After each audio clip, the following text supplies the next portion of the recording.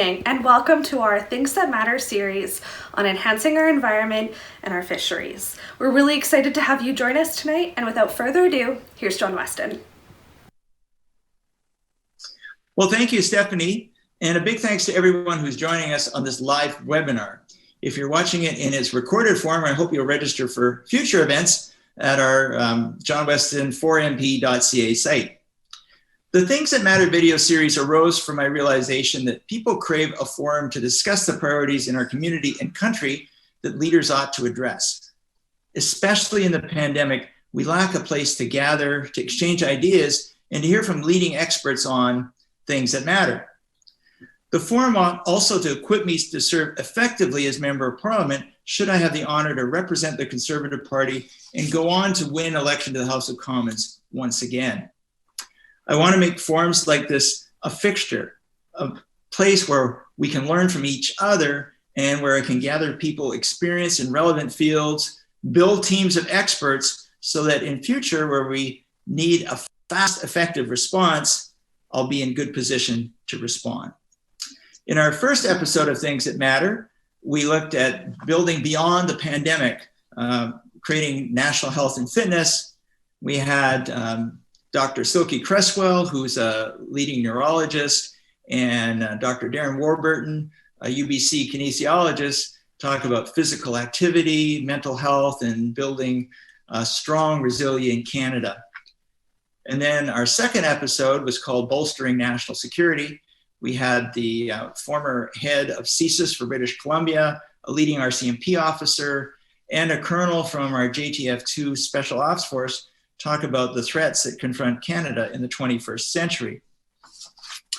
Well, tonight we're switching to key issues which are especially relevant on our West Coast, enhancing our environment and fisheries.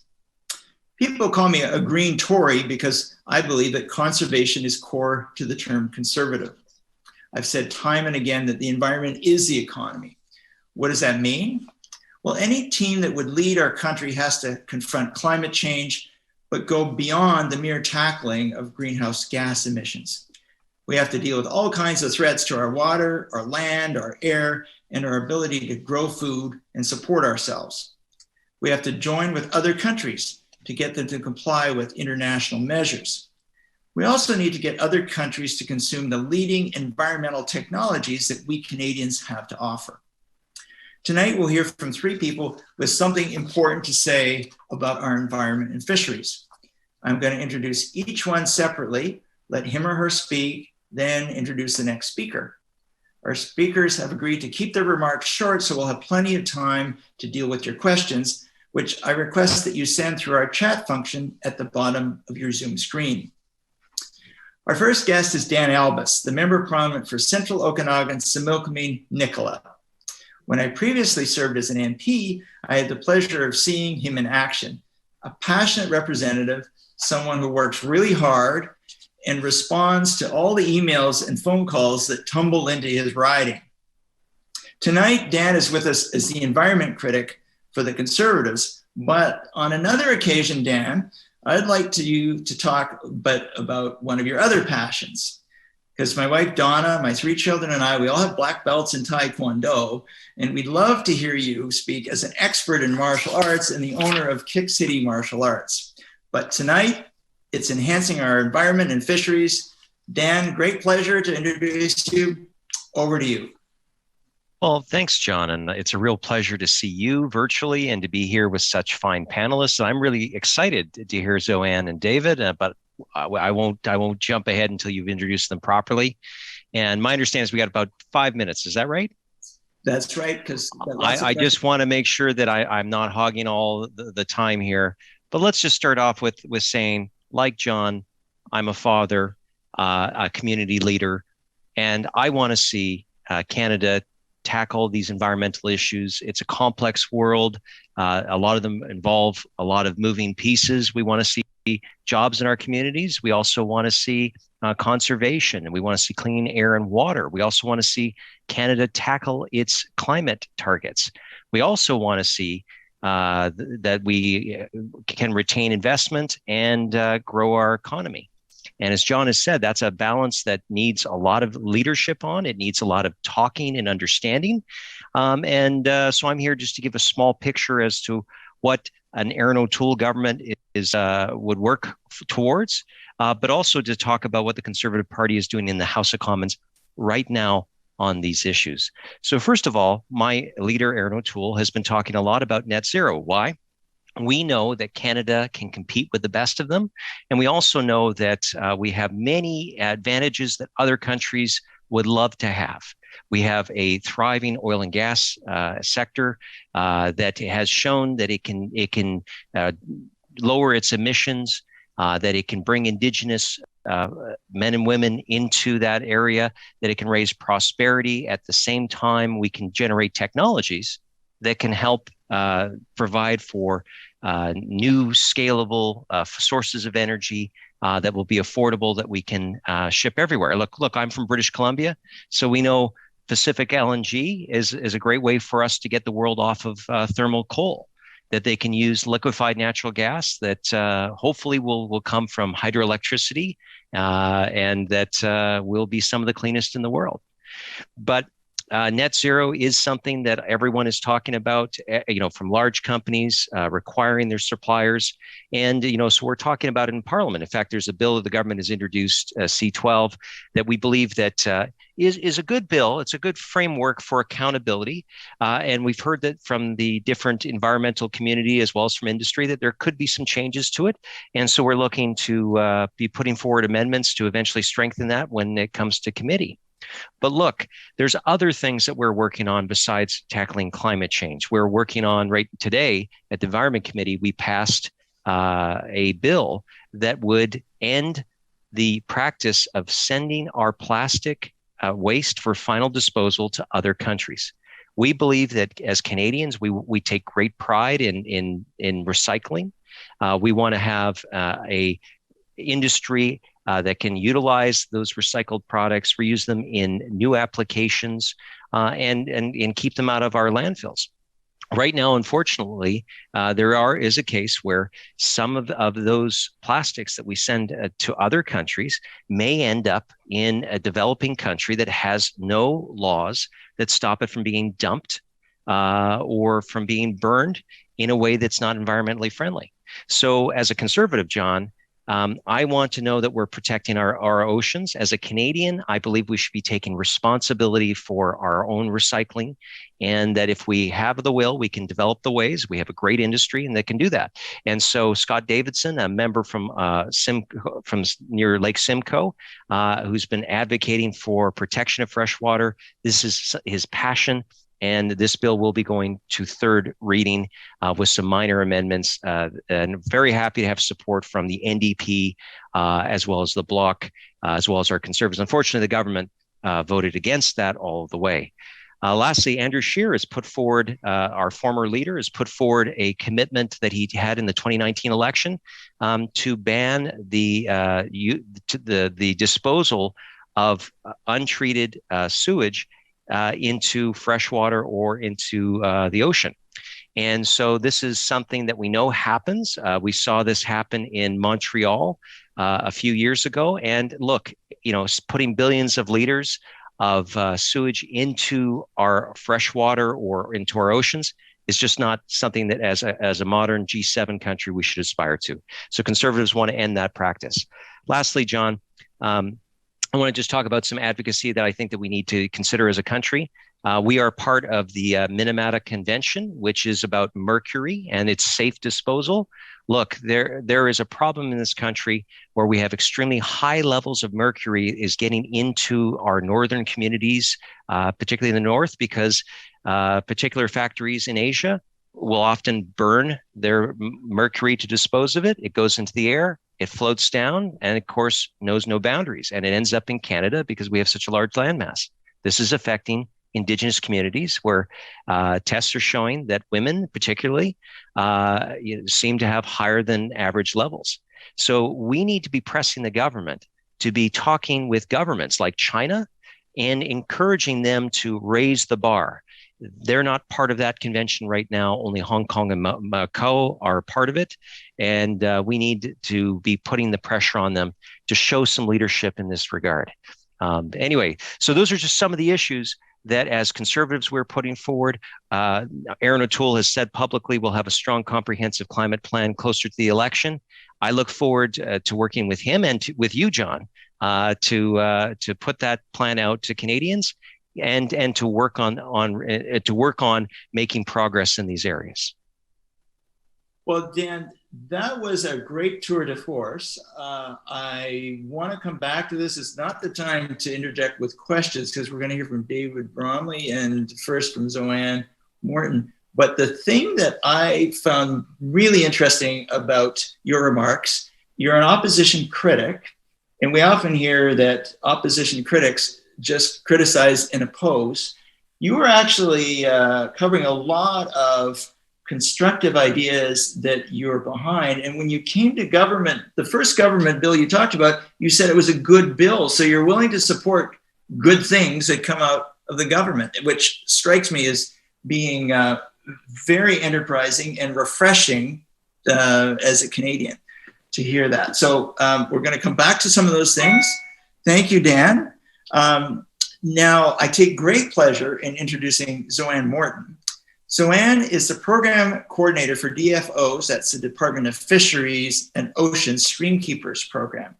She's employed through the Pacific Streamkeepers Federation, which is entrusted with the oversight of the programs for DFO. And those of you who live on the North Shore know that Streamkeepers is very active in the community. I never forget seeing my daughter with your colleague, Zoanne John Barker, holding up a coho that she had just plucked out of a local stream in West Vancouver, and her jaw was open that seemed like 3 feet wide. It was really something. Zoanne, I understand your passions include the monitoring of local streams and sharing information. You love to garden and to travel. I'm guessing you're not doing as much of that as you would like to do these days. And I have to ask this question. I noticed that you're involved with the Morton Creek Salmonid Enhancement Program, and I'm wondering, does Morton Creek have anything to do with Zoanne Morton? Zoanne. Thank you very much. And yes, it does have something to do with us. We actually made the creek. It was a leachate ditch that carried the poison water from the old landfill and put it directly into Lynn Creek. So once that was determined to be not such a good thing, we changed it into a fish-bearing stream, and now Kochak, working with District of North Vancouver, renamed it Morton Creek. We're quite proud. So we commented about working with the Streamkeepers program, and I am lucky enough to be able to oversee the program, which has approximately 30,000 volunteers across British Columbia. These are everyday citizens who actually take part in the protection and preservation of our local waterways. So the Streamkeepers program started in 1995 with this lovely logo. And one of the things I want to bring about this logo is to see that Canadian maple leaf right in the middle. And that was to signify the people of Canada as well as the landmass of Canada. And our citizens really do care about the environment, and they're willing to put their money where their mouth is or their time where their commitment is. And they go out and volunteer on the local waterways. Next to that is the handbook cover, and the handbook is a foundational piece of Streamkeepers. And so it was put together with Federal Fisheries and Oceans Canada, as well as provincial government and consultants, to have different ways for the average person to go out and collect information on the streams to make it make sense. What's going on out there and how can we help?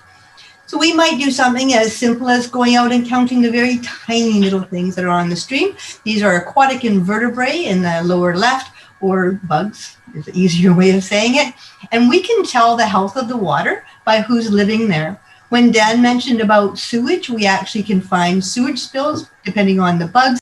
And right now, Stony Creek in Burnaby is having a horrible time with raw sewage entering their stream system. So it's not a third world problem. It's happening here in Burnaby. We also count some of the bigger things, and we go out, and I do this with a chum salmon. We don't get to count many Chinook in North Bend, but we do get to count coho salmon and chum salmon and pink salmon, and we can tell the health of our waterways by who's living in these waterways. We can then also use the information that we gather to be able to help make decisions, not fishing decisions as to the commercial fishery, because we have small streams here. We don't contribute all that much, but we can make some other decisions by due to what we find. We might do other water quality testing, and on that one we might see that there's things coming off of the roads and going into our streams. And on this case, then our action for that is to paint that yellow fish that is a Canada-wide symbol that this says this leads to fish habitat. We do a lot of removing of plants. We used to just plant plants, but now we find we have to remove an awful lot of junk before we can get to the soil and be able to plant plants. So in this case, where you see this mountain of ivy on the side, and then the mountain of pots, because the group has been involved in doing planting. We start off with a pretty clean palette. This is Princess Park after one session of planting, and then as time goes on, we can see a whole forest. This is community in action. They see a problem and they can fix those problems and those concerns at the local level as well as higher up. We come at times when the creek just needs a lot more love than just a plant or just a yellow fish. And this is Mosquito Creek. You might have seen this recently in the North Shore News, where the North Shore Streamkeepers were working on the stream. They had a few issues that they found with the stream, and they popped their heads up and they found some partners and found people to work with. And now the stream looks like this. As it filled in, the water levels come up, and now these root wads are under the water. Great fish habitat, and the fish have moved in pretty quickly after this was put into play. So sometimes our response is a planting a plant or the painting of a storm drain, but sometimes it takes 3 years to start this project and then get it to completion. A lot of partners to play with here. Once we learn something about the stream, we spend a lot of time telling people about what we learned about the streams. And I just want to say that the community nowadays is so informed. It's just amazing. When we first started going to the Coho Festival and sharing our knowledge and sharing what we knew about the streams, there was pretty simplistic questions were asked of us and we could answer them all. I tend to take a notepad with me nowadays and write down the questions that people ask and then be able to bring back the answers to them sometimes later because I don't actually know what they are. And I've been involved since 1988 and the public is stumping me now. So John, you expect to get stumped at times because the public is really well informed these days. So I just want to say thank you for the invitation to come out today to talk about a passion that we have of streamkeepers and to be able to share that the average person truly is concerned about the environment. And we know this because this is how they spend their free time. This is how they spend their weekends and after work hours. This is where they put their time, commitment, and their funds go towards these. So thank you very much for the invitation and looking forward to sharing more about streamkeepers as the night goes on. Great presentation, Joanne. And the one thing that struck me was what I didn't see. So politicians are notorious for putting themselves in all the pictures. What I saw was pictures of streams and community members and no pictures of Joanne because, you know, you're out there committed to the community and committed to streams and the health of our waterways. So great to have you and thank you for your service. All right, well, now let's turn to someone who's committed his very large professional engineering brain to influence people around the world in ways that will protect our air, water, land, and our ability to produce food. He believes fervently in the importance of our environment, and he's at the cutting edge in demonstrating how an enhanced environment and a robust economy are truly intertwined. David Bromley is an internationally recognized engineer known for his expertise in industrial and pure water treatment technology. He's been involved in the development and assessment of over 50 water treatment technologies. And at some point, I'm going to tease out of him how many patents he holds. David, we could respect you for being a global leader in clean technology. And I personally can also love you for being an avid cyclist. Yeah. But that's not what we're here to talk about tonight. So let's get your take on how the environment and the economy are intertwined.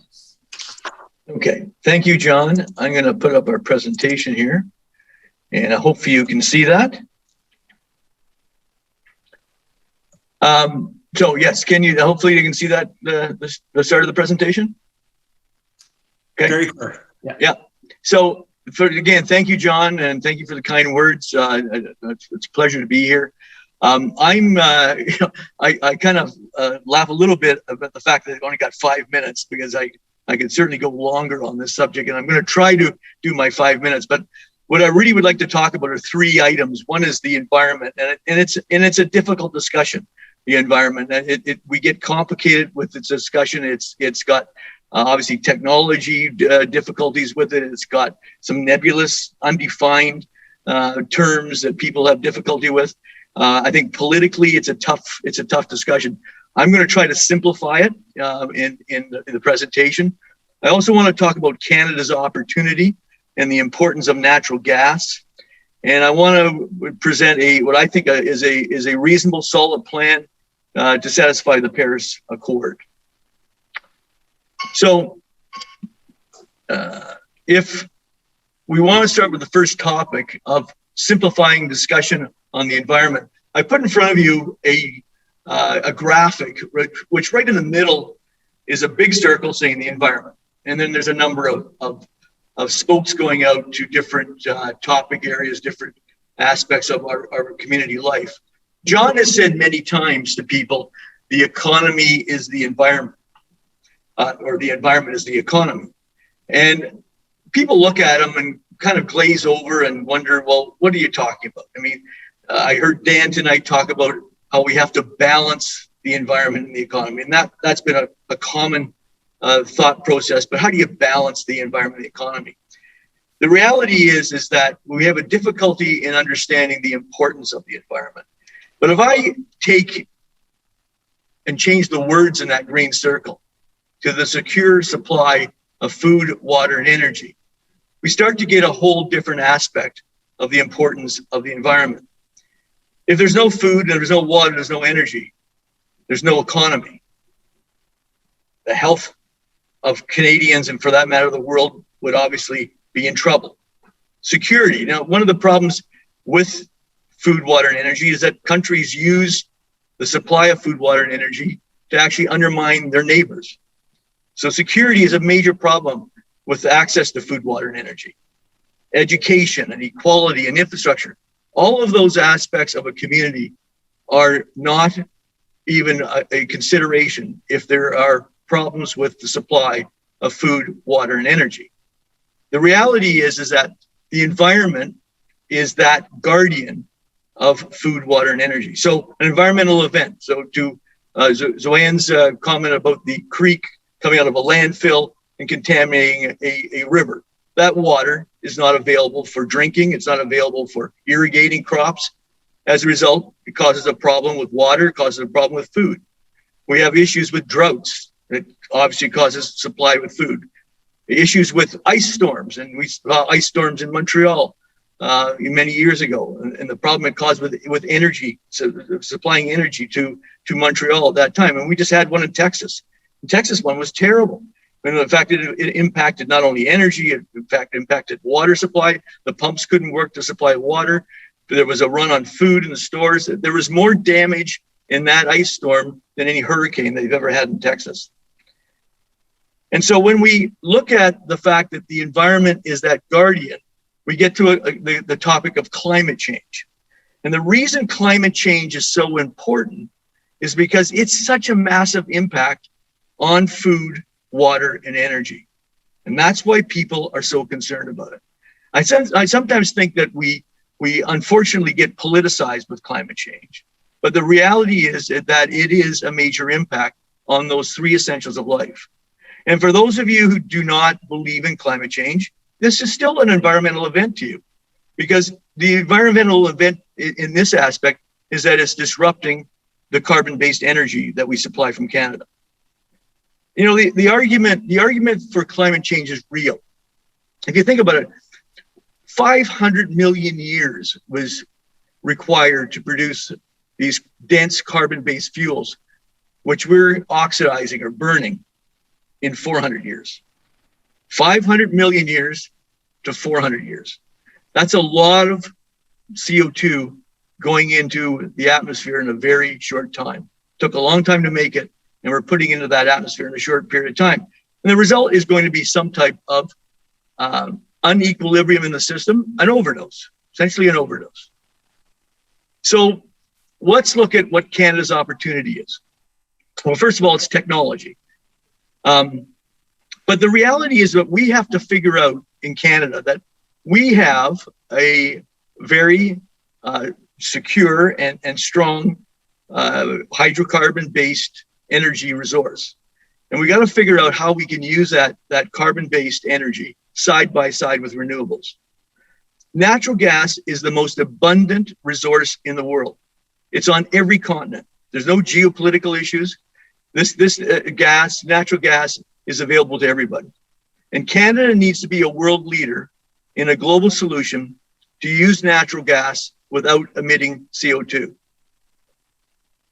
The impact of CO2 reduction technology, and John didn't mention, but I co-authored 2 books on food, water, and energy, and one on the impact of water and energy, the relationship between water and energy. And the one thing we found, we actually did 2 assessments, and we looked at the fact that if we could have CO2 reduction technology, not CO2 elimination technology, but CO2 reduction technology, and applied it with natural gas, we could literally replace every source of energy, nuclear, certainly coal, solar, any renewable. We could replace all of those sources of energy with natural gas, and we would have enough supply for about 300 years.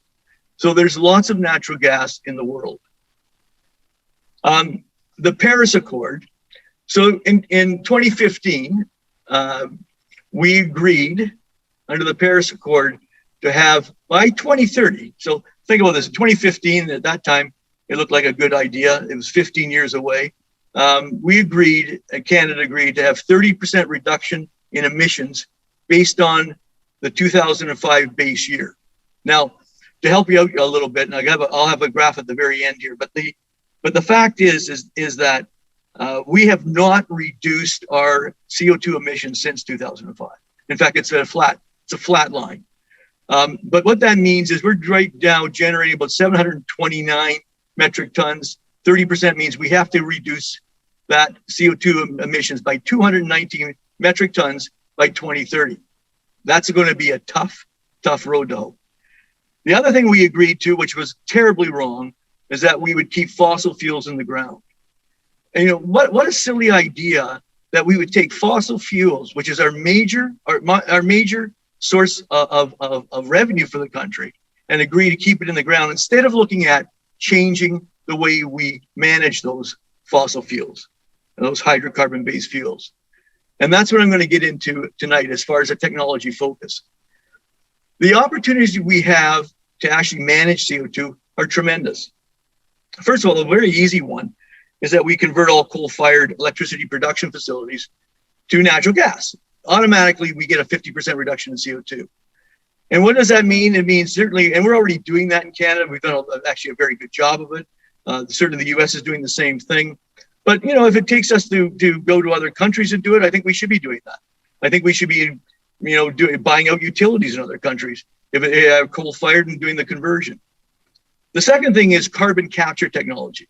And carbon capture technology really means taking the carbon out of the emissions coming from a natural gas plant, a natural gas source of energy. So if you took a typical power plant, it's burning natural gas, you would have an emission of CO2. We have the capability of taking out carbon from that emission. So the fact is that we shouldn't be stopping using carbon-based energy, but instead we should be stopping emitting CO2 to the atmosphere. And finally, the last one is an item called combined heat and power. And that's essentially stop wasting heat. And this is a neat concept. I've always liked this concept. The reality is that if you look at the way we generate electricity today, we typically have some type of power plant 100 kilometers outside the city. We would be, if we were certainly dealing in the prairies and the rest of Canada for that matter, we would have that plant being initially was being served by coal as the energy source. Those things have changed today. It would be natural gas, but nevertheless, that natural gas, when it is getting consumed into that plant, about 35 to 40% of it actually turns into electricity. The other 60% is waste heat. And that waste heat just goes up the stack. But they have to manage the waste heat. So typically what they do is they air cool it or they water cool it. So they pump a lot of water around, and that uses up another 10% of the energy they produced. And then they have to send it down a transmission line. That transmission line is somebody that nobody wants in their backyard. And it ends up another set of losses occur on the energy. By the time it gets into your house, it's about 25%. The reality is, why don't we start building power plants right within the city itself and stop dealing with the transmission lines and use the waste heat in district heating systems? And so that is starting to occur. In fact, North Vancouver has a district heating system. The other aspect is that we can get this now down to the fact that apartment buildings and condominiums and office buildings have their own combined heat and power system. And immediately that provides about a 30% reduction in CO2 emissions. This next slide just shows you something that's available right now. It's actually developed by Toyota.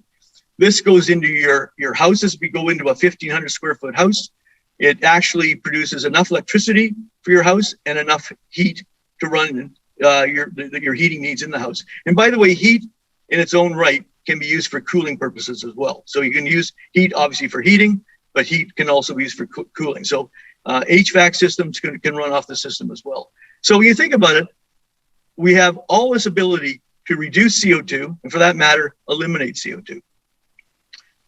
So what I did was I said, let's look at the Paris Accord and let's see if we can come up with a bit of our own plan. And in 6 and 7 minutes, maybe 8 minutes now, I've tried to present what we've got for opportunities. But the 3 opportunities of technology are at the bottom. The first one is the carbon capture and sequestering the carbon, which we talked about a little earlier. The second one is CHP, the combined heat and power. And the third one is natural gas conversion from coal to natural gas. And what I did was I looked at the number of areas here where we are emitting CO2. The bottom here is oil and gas. The next is transportation. The next is buildings. The next is electricity. The next is agriculture. Sorry, the next is heavy industry. The next is agriculture, and then waste and others. The reality is that all 3 of those technologies can be applied in each one of these sectors and can reduce the megatons of CO2 that we are putting into the atmosphere. Now, remember I said to you that the magic number was 219 megatons. I believe we can get to 205 megatons just using this technology. The reality is, though, we're never going to do that by 2030. So the point being here is that we have an opportunity, we have a resource in this country, a great asset. It is called hydrocarbon fuels. It isn't something we should just discard and follow other countries who keep telling us that we're going to keep fossil fuels in the ground. Instead of that, I think what we have to do is focus on making sure that we're not emitting CO2 with those fossil fuels. So I have brought with me 2 other slides that I thought would be interesting if people have questions with regards to other energy sources. I have a great slide on the cost of other energy sources compared to natural gas. I also brought a slide on hydrogen fuel and electric cars and the differences. And if you're thinking of buying an electric car, please ask me to put that slide up. I can show you what the cost differences will be using both the off the grid or a system like this with combined heat and power or using hydrogen. So that's looking forward to any questions. And thank you, John, for the opportunity to talk to you. Well, thank you, David. And, we can tell you're like a stallion at the gate. You could go on and we have to just hold you back a little bit, given your passion and your understanding of these things. And the questions are coming in. The first one is from Ryan, and I can see where Ryan is going here. He's going to sort of a patently political question. David, you covered a lot of the technology, and I thought, Dan, you were magnanimous in talking about some of the political opportunities. Now, Ryan is saying to us, yeah, if you could take off your screen, David, otherwise. Oh, sorry, yeah. So I'm back to Ryan, and a really interesting question. So he's saying, how do we connect with urban people in supporting natural resource development?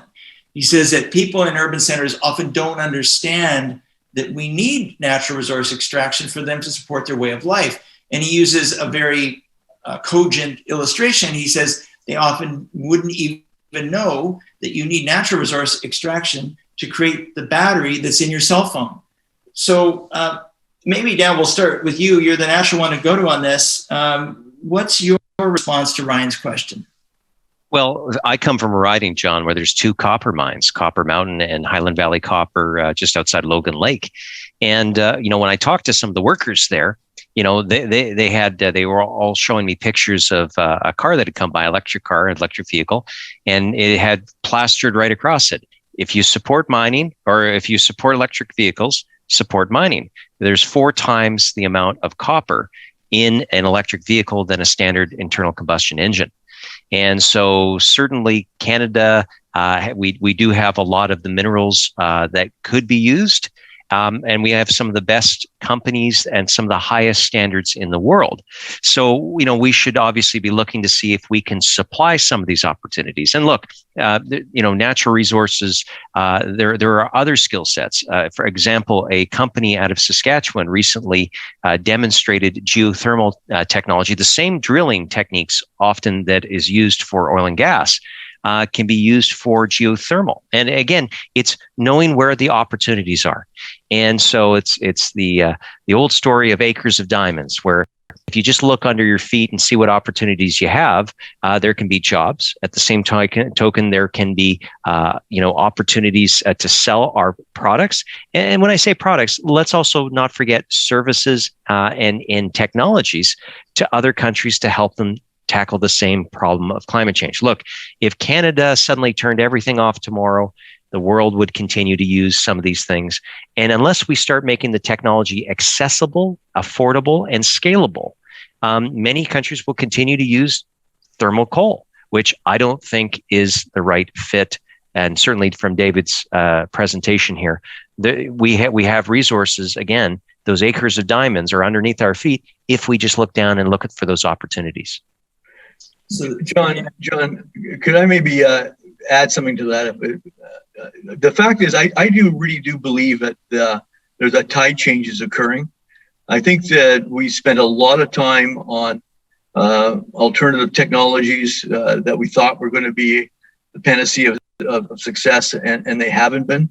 And as a result of that, we're seeing people now talk, certainly a lot of conversation on carbon capture. Carbon capture is becoming a hot topic, a hot research topic. In fact, Elon Musk in January just put out a $100 million prize for the best carbon capture technology in the world. So I think people are starting to realize that what we have for natural resources are an important aspect of going forward with managing climate change. And what I think is unfortunate is that we have ourselves, because of societal demands to some degree and political agendas, we have created an environment where we think of oil and gas as being bad. And as a result of it, we haven't spent enough time on looking at the methods of solving the CO2 emission issue. But nevertheless, I think that tide is changing. Just a quick point, if I could add to that, John. We have Greg McLean, who is the Shadow Minister for Natural Resources. Actually, his tabled a bill was debated about a week and a half ago on carbon capture, utilization, and sequestration. And the idea is that in the United States, they offer a tax credit system, which you can give to the persons that do the storage or to the people that utilize the carbon that David is talking about. And it's made for the adoption of that technology. Again, a lot of Canadian enterprise, both provincial and federal governments, and have put a lot of money into R&D, which is being commercialized. So I agree wholeheartedly. There's a huge opportunity for carbon capture, but it's not just in dealing with emissions. Like there's new technologies, even in Squamish, I hear of in your area, John, for negative emissions. So absolutely, we can continue to see emissions going down in oil and gas, but we can also sell these technologies as solutions to other countries. And that means money coming into Canada. So this gives jobs, opportunities, and tackles climate change. That's the happy medium we want to come to. Absolutely. So what I like about this conversation is the fact that you're all sort of drawing on the world as a unified globe, as opposed to pretending that we can tackle climate change all on our own here in Canada. And having spent a decade of my life in Asia, I'm really intrigued by this notion of taking coal-fired plants off the market in China, which is still creating new ones. And David, you were saying that natural gas is the way to get those coal-fired plants off the market entirely, replace the fuel with natural gas. So can you try and help us understand why this is even an argument? There are people out there who are saying no to natural gas. And in your slide, you pointed to the Paris Accord term that we would leave natural gas in the ground. I mean, it's hard to understand, given that natural gas is so much superior to coal as a source fuel in terms of the environment and its efficiency. How did we come to that point where there is even an argument about leaving natural gas in the ground? Well, I think, again, it became a political, I mean, for the standpoint of there became a passion that fossil fuels should not be used anymore because they produce carbon. What was not thought about was how do we reduce the carbon or eliminate the carbon from going into the atmosphere. And we kind of lost the drive to go down that path because it wasn't politically acceptable to deal with hydrocarbons. As a result of that, coal, it wasn't to change out coal to natural gas. It was to change out coal to a renewable. And so we have been pursuing, and right now I'm in California. And I did this is a bit of an anecdotal evidence, but we have 45 units in our HOA. And I went around to look at the number of units that had solar panels on their roof, and two out of 45. And this is a 40-year-old development. It's for the last 20 years. They've been phoning us to put solar panels on, but only 2 out of 45 have it. And the reality is I think you heard the other day with Biden, the President Biden saying that they are going to get a 60% reduction in cost of solar panels by 2035. Well, the reason they need a 60% reduction is because they're too expensive to put on the roof. And so people aren't doing it. They aren't adopting those concepts like we thought they were going to do. And so that's why we've now seen a tide change. That's why we're starting to see some logic coming back into looking at carbon capture and natural gas in particular, but certainly hydrocarbon-based fuels as being a actually not that bad as long as we can eliminate the carbon going into the atmosphere. Okay. Got a great question coming in from Juan McDaniel. Nice to see you again. But first, I want to get to you, Zoanne, because when I was on Fisheries Committee, I just delighted in working with streamkeepers. And what I saw was a real tie-in between what you were doing as a streamkeeper and the children in the community and the parents. There was a real engagement. And my question is this: what happens to the data that you collect, the information that you're gathering, and how do you use that to get people engaged? It seems to me that this whole discussion is way more wholesome when people are together trying to figure out these problems, we're learning from experts like David Bromley and then going back and trying to implement them in our lives. What are you doing to sort of change how people behave from day to day with the information you collect as streamkeepers?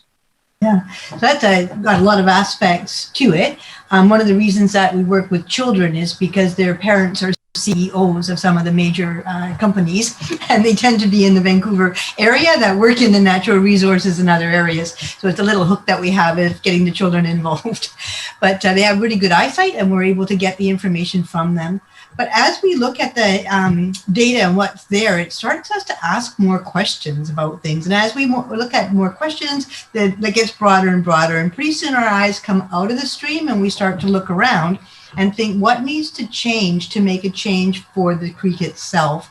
So just this year, this week, I had a call from the science branch of DFO, and the one person in charge of contaminated waters in Canada gave me a call. She has 2 part-time people helping her, but there's one person doing contamination. And she wanted to work in a stream that had a lot of fish for a fishery, and about this tire problem that we have that looks like the tire compounds are actually killing coho salmon. And I said, well, we live in North Vancouver. Our streams are not really part of the big fishery end of things. But if you want somewhere with some good data, we can look at Maplewood Creek. Maplewood Creek is a hop across. You can just hop across and you're on the other side of it. But we have good information on there that shows when there's rainfall events, the coho salmon die. Not the chum, but the coho salmon die.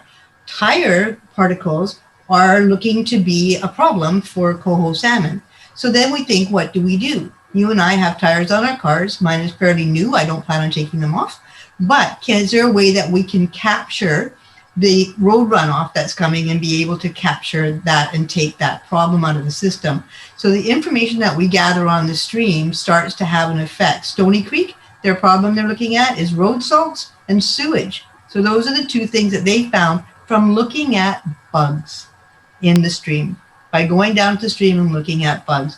So it starts off by an interest in the stream, and after a few years, you start to go, what's causing this? And we do a lot of, and that's when we get more involved in the political end of things and the policy end of things. So you're turning your kids into scientist advocates.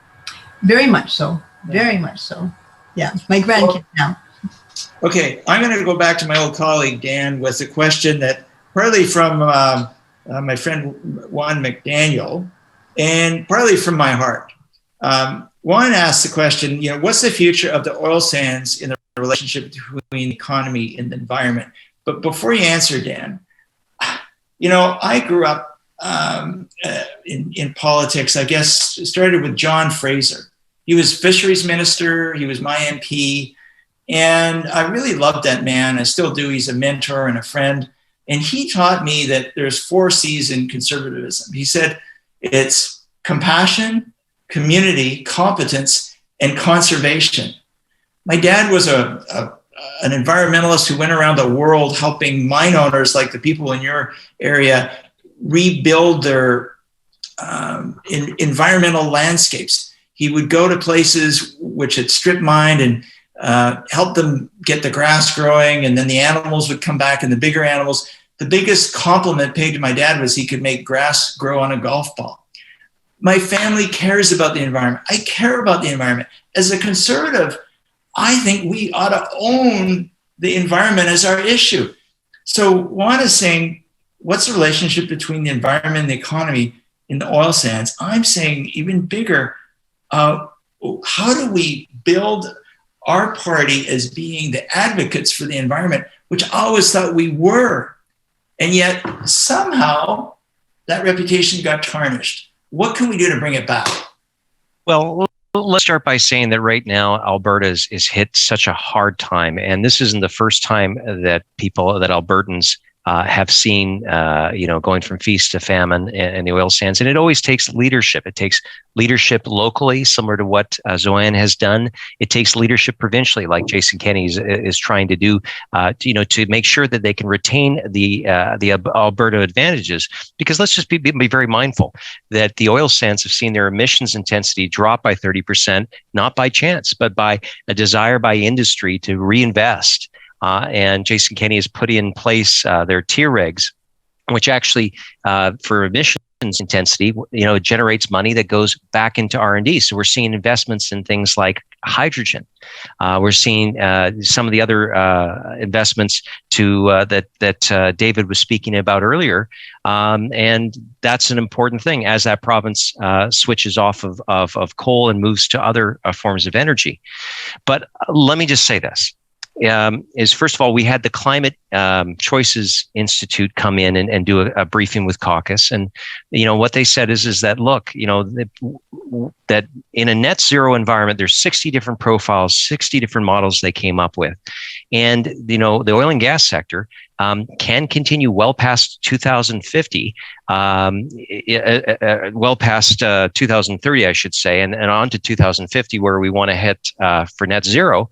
But it's going to involve price. We need to see where there's a sustainable price for oil, and there also needs to be development of many of the negative emissions technology and second generation carbon capture and storage technology, where the scale and the price comes down. So look. We're at a cusp, at a crossroads. It's going to take leadership, like we've seen establishing the oil sands took real leadership and vision, and then to reinvigorate our oil sands operations to be able to move towards some of those next net zeros. I will tell you, John, though, I'm worried because right now we don't see the support coming to Alberta to work hand in glove with the Kenney government to give people that hope. I want to see lower emissions. I want to see increase in jobs and investment. And I also want to see critical habitat restored. And there's lots of programs that the province of Alberta is doing to restore grasslands and all those other things.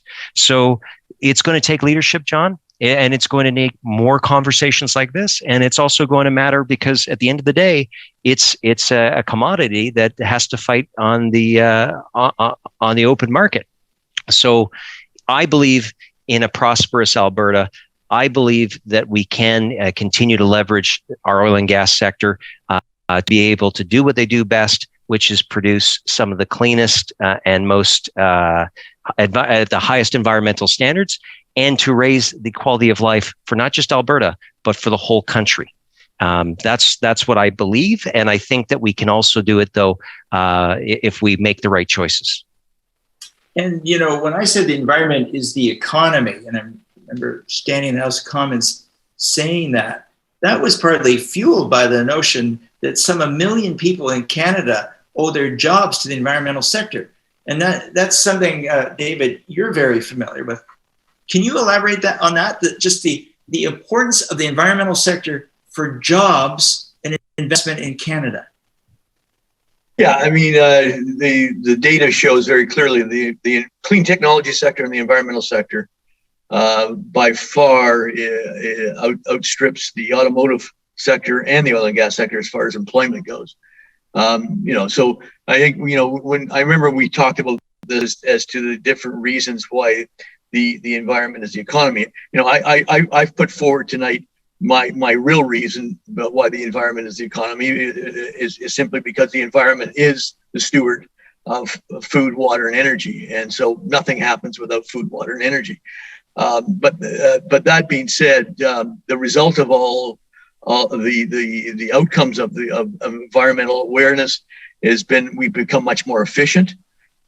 So if you think of an economic model where you have productivity and efficiency, the environmental awareness has driven efficiency and improved productivity. And then secondly, because of all of the involvement with people in the environmental sector, it's become a massive employer. In fact, in 2008, it was the only sector that didn't decrease in employment. In 2008, with the recession, it was the only sector that didn't decrease in employment. It increased in employment. So, the environmental sector is key to all countries. There's no two ways about it. But I do think we have to understand something here is that we are a resource-based country. I had another slide that I because of time I didn't put it up, but it showed us compared to China, and we are bigger in resources and bigger in supplying resources to the world than China is. We're a big country. The only difference is that we don't have the population they do, which I consider that a liability. And we've got the asset of less population. But we are a resource-based country. And for us to just suggest that we don't take our assets and say, okay, the market's changed. Now we got to find a different way of selling that asset. We have to satisfy new standards. And we just say, no, we're not going to sell it at all. That's ridiculous. We have to make some changes in the way we sell. And to that question, that particular question, look at the oil sands is the oil sands. It's there. I do a lot of work in water treatment, as you know, and I do a lot of work in that sector. The reality is that there is not a lot of new production coming online. The existing production in place is now what the industry is focused at, and it's focused at making it more efficient. So I don't see, it is an economic driver for us. I do see the ability for them to lower their CO2 emissions dramatically, and I think they are working towards that. So my mind is that no, it's an important part of the economy. The oil sands is an important part of the economy. If it's not there, somebody else will just be replacing it, who will probably have a worse standard than we do. So, onward with the oil sands. Yeah, and just to jump on just for a brief second, the technology that has come out of it is going to power a lot of some of the solutions that David had pointed to earlier. So, for example, there is a Calgary firm that the woman who's the CEO has worked her whole life in oil and gas, and she's actually learned how she can take an old gas well and draw out lithium, and lithium is a key ingredient for electric vehicles. Mm-hmm. So, if we are going to continue to move to lower emissions intensity of our transportation sector, it's going to be finding new solutions that draw upon the same skills. Yeah. And again, this is the value of the oil sands is that it's an investment vehicle that allows for the technology to churn, that helps us to be able to refine and develop these approaches that are not just good for Canada, but for the world. To draw on that same skill set, but maybe also to look at the same insult to the earth. If we've entered her once for one reason, if we can find something else while we're there and be able to take that. When we talked about cooling down the water and cooling things down and just wasting that energy, it just kind of breaks your heart to see something just being wasted. When one piece of something is being drawn upon, let's see how many different things we can get going. We talked about travel, and I was in India, and I took my friends first to the slums of Mumbai. And I took them there first on purpose to show them the innovation of these people who go and travel the countryside looking for garbage, bring it on the tops of trains because they're allowed to travel there for free, and bring it there and break the plastics apart and dry them and make brand new product out of nothing. And I think that's the kind of innovation we need to do, is to take a look at something that is waste and make it money. Absolutely. So let me go to a question that I found came up again and again. When I served as member of Parliament, people were really concerned about our harbors and our local waterways. One of the big issues was abandoned vessels, and supported by people throughout the coastal parts of our riding, we put together a collaboration of people with expertise. There were many jurisdictions involved. We drafted a bill that would deal with abandoned vessels, and ultimately, to their credit, the Liberal government that succeeded me took the guts of that bill and passed it. And so we have some good enforcement to deal with the pollution that is abandoned vessels in our waterways. Shaku Pon, who's been active in West Vancouver for decades in various ways, says that when she was a Girl Guide, she worked with streamkeepers to put those yellow fish signs near the waterways. Mm-hmm. And she's concerned about the harbors and the waters. And she's asking you, Zoanne, what can you say about that would give her some confidence? Or what can we do better? So it was one of the local groups that really pushed for the derelict vessels to be taken out of the harbors, and that's the Bowen Island Fish and Wildlife Club and the Squamish Stream Keepers. They were the ones that really pushed hard to get those out of there. It's still a little bit awkward because people leave them there, but then you have to go through a lot of red tape to figure out whose they are and try and get rid of them. You'd think after they've been there and they're half sunk, you'd be free to salvage them, but for some reason there's still more red tape. But the work that she did of putting that yellow fish next to the drain has opened up the whole eyes of people to know that the land is connected to the water. And that's something that wasn't always known. So the work that she did on that was great. The harbor itself is overseen by the Vancouver Port Authority, and they've done a number of really quite amazing things. If you take their tour in the summertime, you'll see some of the work that's been done on the harbor. But we are not done yet. And now that she's no longer a Girl Guide, she might want to bring her own children out, and we can take another step forward from where she started. And I'd just like to make a link here is that when people can see directly where they have the information, if I pour this product down this drain, it's going to end up disturbing fish habitat, they'll make better choices. But oftentimes people don't see those things. And so, for example, I go back to Andrew Scheer's bill on banning sewage, basically disposing it into freshwater or into sea. Vancouver has semi-treated sewage that goes in, and that's one of the things that can harm the whale population on the coastal waters of British Columbia. So, we need to start not just addressing, we need to make sure that people understand that this is an actual problem. As Zoanne said earlier, the issue in Burnaby, that's a problem that's not just happening in third or developing countries. This is something that is here in Canada. And that's why the conservative approach is to acknowledge that there is a problem and then to take steps to work with municipalities to be able to deal with these things. They are complex, but at some point you have to draw a line in the sand. And that's one area that where conservatives are taking action on to preserve our coastal waters. And I have to say, was a member of the North Shore Stream Keepers that got the sewage treatment plant here to go that next step. So we will be doing much better in the future. Perfect. Congratulations on that. One of the best speeches I heard was Erin O'Toole's speech at the National Convention.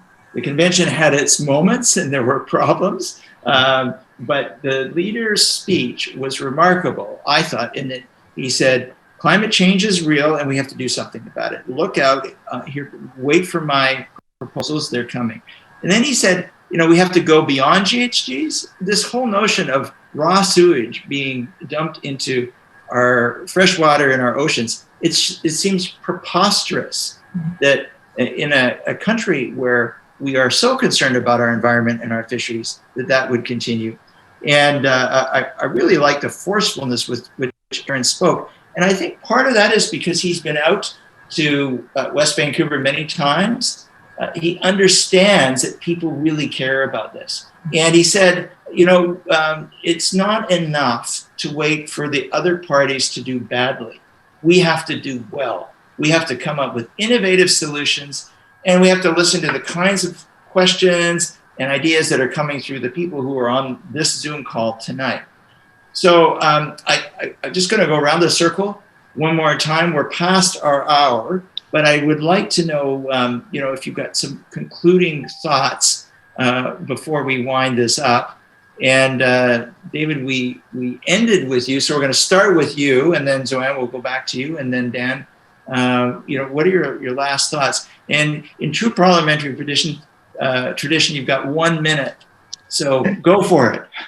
Well, I think again, and you kind of brought it up just now, is that we had a limited amount of time to talk about a particular subject, but your point's well taken. That this is not just a GHG issue. It's not just a oil and gas issue. The reality is that it's a food, water, energy issue, and I'll say that over and over again. I get asked lots of times why I don't add land and air to that list, and the reason is because land and air is a given. And if you think back at the way we settled Canada, for that matter, North America, the way indigenous communities established themselves in a nomadic way, they were always in search of food, water, and energy was the complex one. Energy typically was the people themselves, so they had to stay healthy.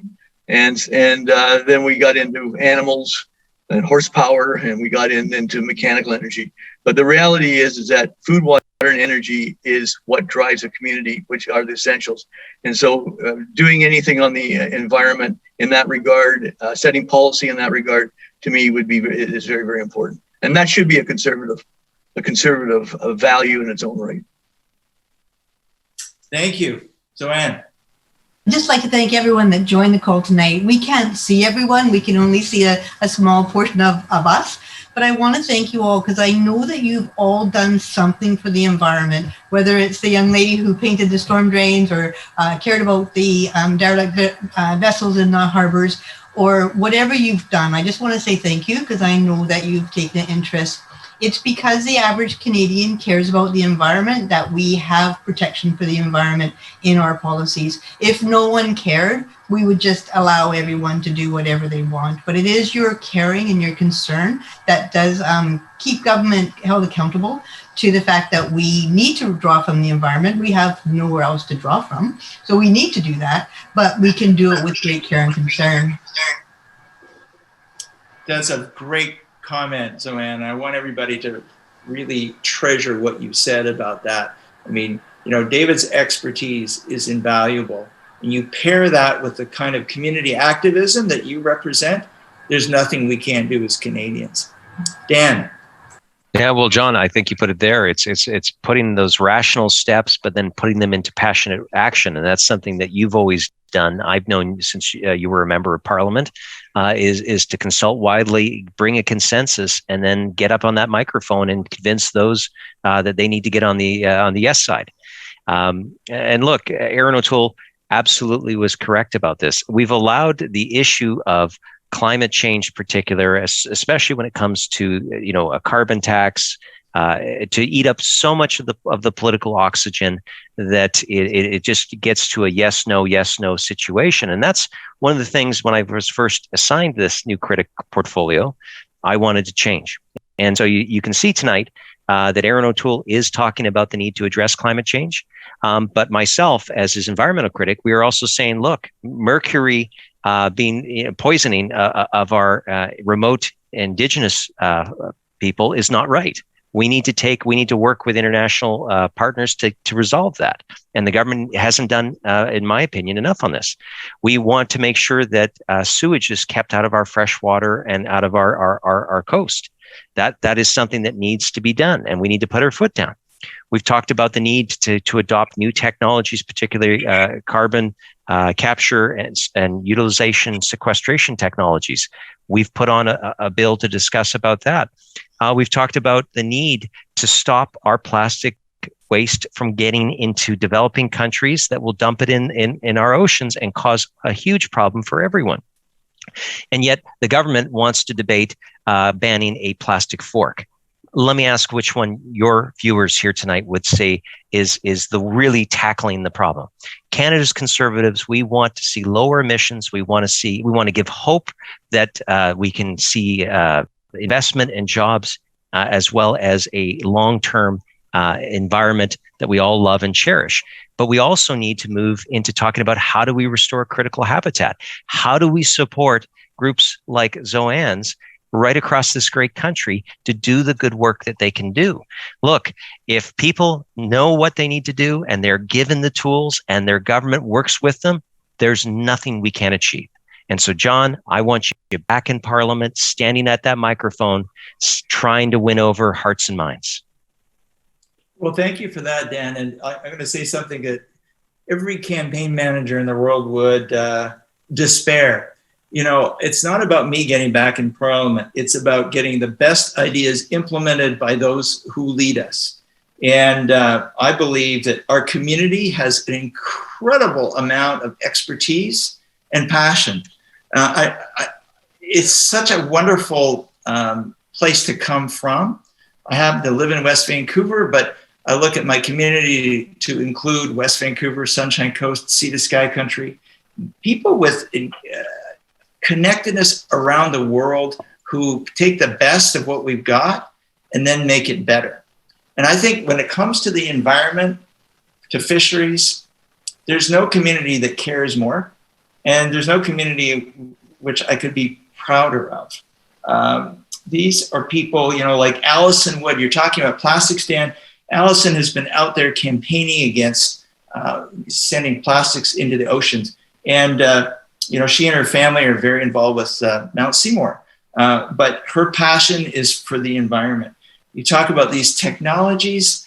We have some of the best technology in the world coming out of this community. And that's Squamish that you mentioned, and throughout the area. So, yeah, I think if we can get people to pool these ideas, if there's good access to your representatives, if it happens to be me, then yes, I will do my best to make sure that the environment is the economy as far as other Canadians are concerned, because we do it really well where we're from. I'm sorry we couldn't get to all of your questions tonight. I hope that you'll invite your friends to our upcoming episodes of Things That Matter on foreign affairs, on building back our economy, and on equality and excellence. I give you a great thank you, Zoanne, David, Dan. You all have so much to offer. You're doing so much in your areas. So thank you for that and for sharing your suggestions this evening. Thank you, John. Thanks so much. Yeah, we're going to turn it back to Stephanie Marshall-White. Stephanie. Thank you so much, John, and what a great discussion. We're so grateful to all of our panelists this evening. I think we all can learn something from our discussion this evening, and I hope you did, all listening from home. And we're just really grateful to have you here, so thank you so much for joining, and please check out our website, johnweston4mp.ca, for all the information on our campaign as we move forward, potentially towards a general election coming around the corner anytime soon. So please stay tuned, please get involved in our campaign, and we're really grateful to have you here. Thanks so much. Goodbye.